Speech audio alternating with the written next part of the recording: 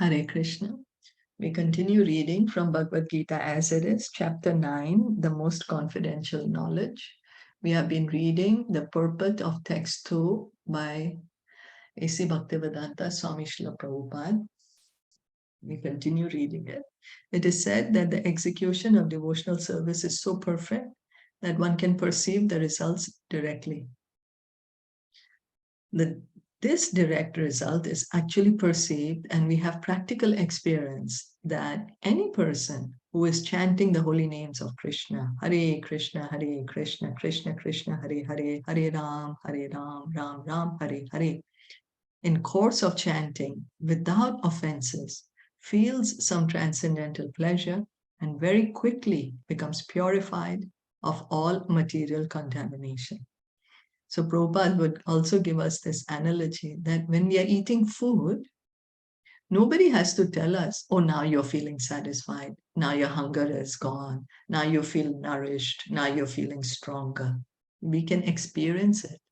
Similarly, if we chant the Hare Krishna mantra, we will feel that some transcendental pleasure.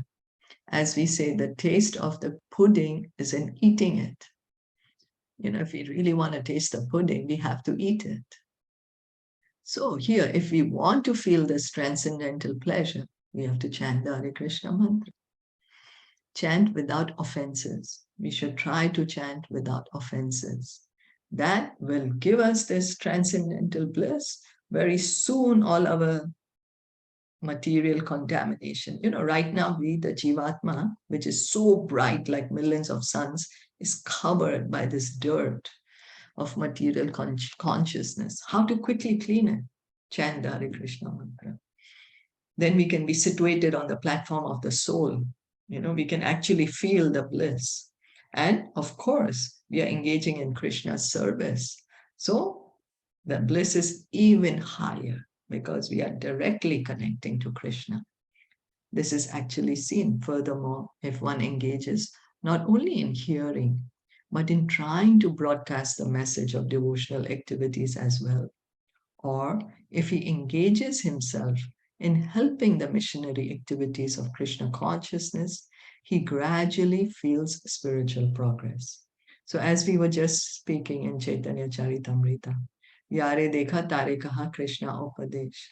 So it's not that we hear and chant ourselves, but we try to give this message of devotional service to others.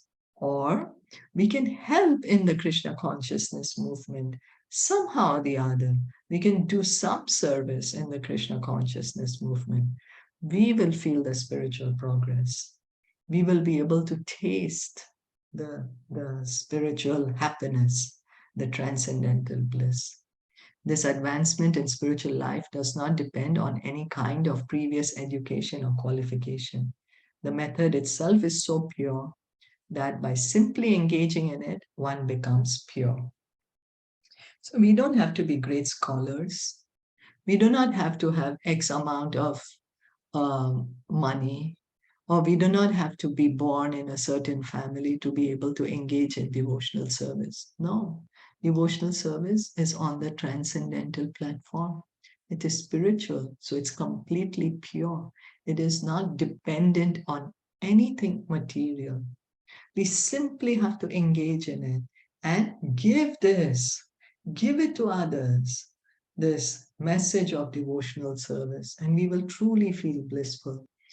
And as we just said, that either we give it to others directly or we can help in some way or the other to the devotees who are spreading the Krishna consciousness movement.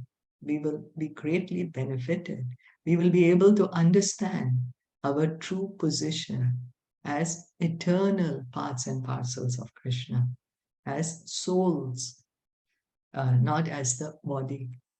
In the Vedanta Sutra 3.2.26, this is also described in the following words, Prakashascha karmani abhyasat.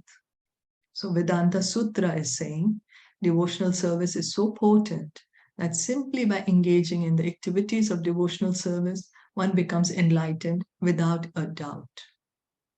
We don't need to cultivate knowledge separately. Simply by engaging in devotional service, we will get the complete knowledge.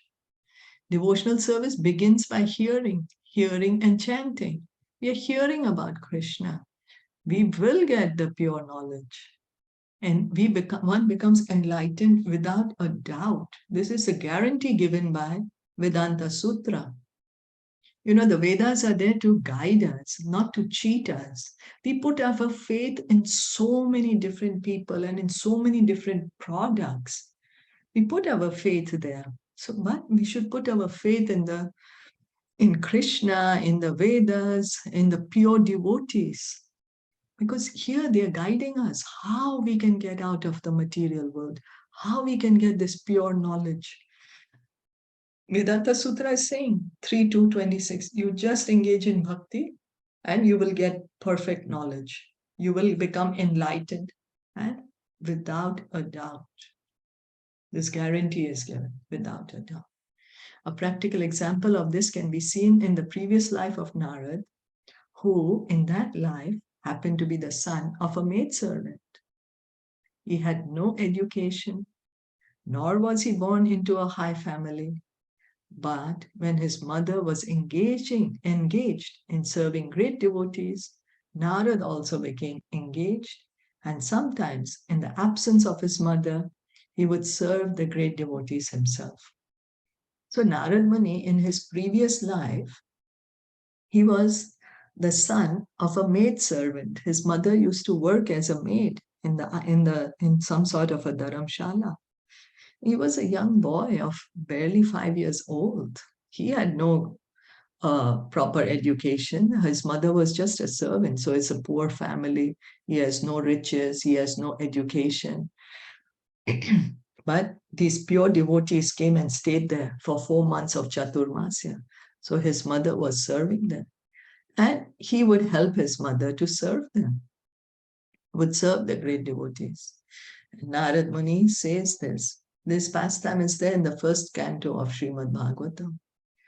Uchistalepan anumoditodvijay sakritsma bhunje tad apasada kilvishaha evam pravrittasya vishuddha chetasas tad dharma evatma ruchi prajayate.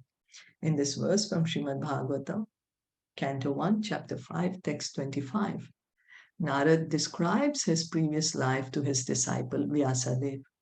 So Srila Vyasadeva, who has compiled this entire Vedas for us, he compiled the Srimad Bhagavatam, Mahabharata, he's recorded all these scriptures for us. His guru is Narad Muni. And Narad Muni is telling him that, okay, in my previous life, I was the son of a maidservant. He says that while engaged as a boy servant for those purified devotees during the 4 months of their stay, he was intimately associating with them. Sometimes those sages left remnants of food on their dishes, and the boy who would wash their dishes wanted to taste the remnants. So he asked the great devotees for their permission, and when they gave it, Narad ate those remnants and consequently became freed from all sinful reactions. As he went on eating, he gradually became as pure-hearted as the sages. The great devotees relished the taste of unceasing devotional service to the Lord by hearing and chanting, and Narad gradually developed the same taste.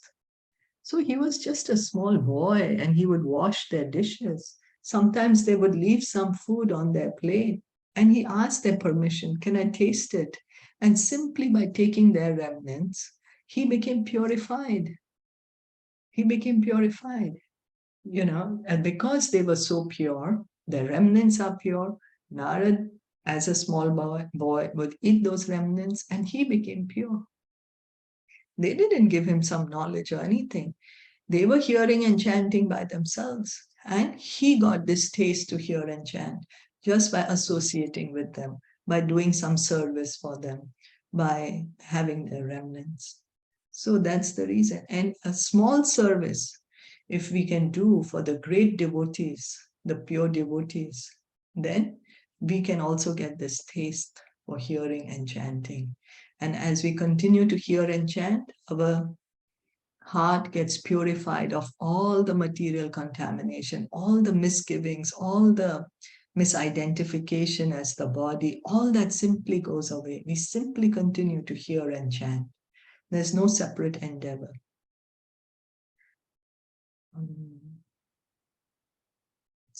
This is Tatranav aham Krishna katha pragyat Gayatam anugrahe na ashranavam manoharaha ta shraddhaya me nupadam vishrinvataha priyashravasi anga mama bhavat ruchihi. By associating with the sages, Narad got the taste for hearing and chanting the glories of the Lord, and he developed a great desire for devotional service. Therefore, as described in the Vedanta Sutra, Prakashascha Karmani Abhyasyan, if one is engaged simply in the acts of devotional service, everything is revealed to him automatically and he can understand. This is called Pratyaksha, directly perceived. So Narad Muni got this desire to engage in devotional service. He was just serving the devotees and he got this desire to engage in devotional service. The word dharmya means the path of religion. Narad was actually the son of a maidservant. He had no opportunity to go to school. He was simply assisting his mother. And fortunately, his mother rendered some service to the devotees. The child Narad also got the opportunity and simply by association achieved the highest goal of all religion. The highest goal of all religion is devotional service. As stated in Srimad Bhagavatam, Savai Pumsam Paro Dharmo Yato Bhaktir Adhok Saje. So what is the goal of religion? Why do we have religion? It is to tell us to engage in devotional service. That is the goal of religion. Religious people generally do not know that the highest perfection of religion is the attainment of devotional service. This is what religion is there for, to engage us in devotional service, to tell us about devotional service. This is the perfection of religion. Savai pumsam paro dharmo yato bhaktir adhok saje. As we have already discussed in regard to the last verse of chapter 8, Vedeshu Yagyesu Tapashu Cheva, generally Vedic knowledge is required for self-realization. But here, although Narad never went to the school of the spiritual master and was not educated in the Vedic principles, he acquired the highest results of Vedic study. So, to get Vedic knowledge, to get liberation, self-realization, we need knowledge.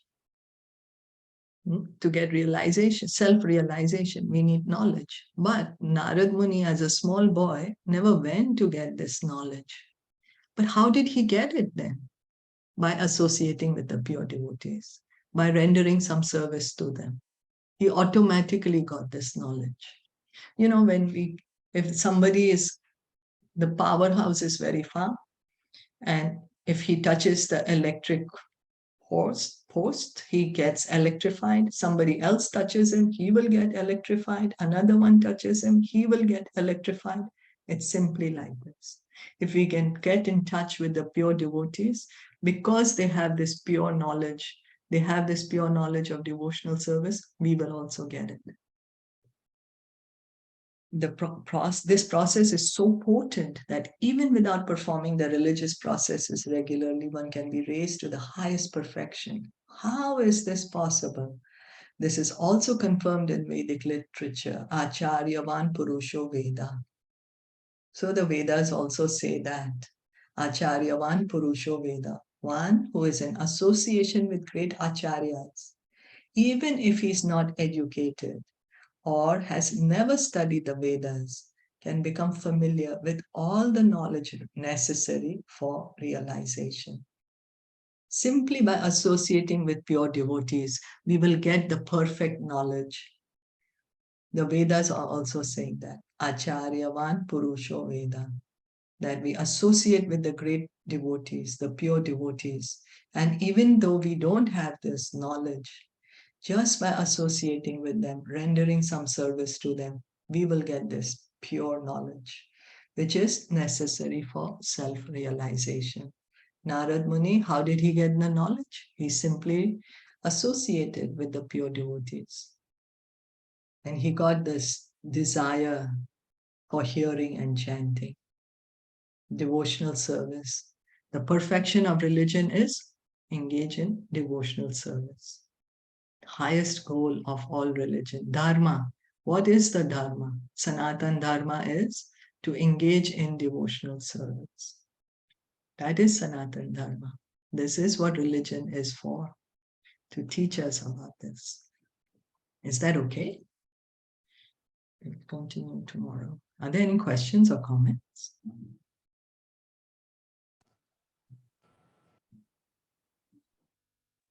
Yes, it's okay. No question.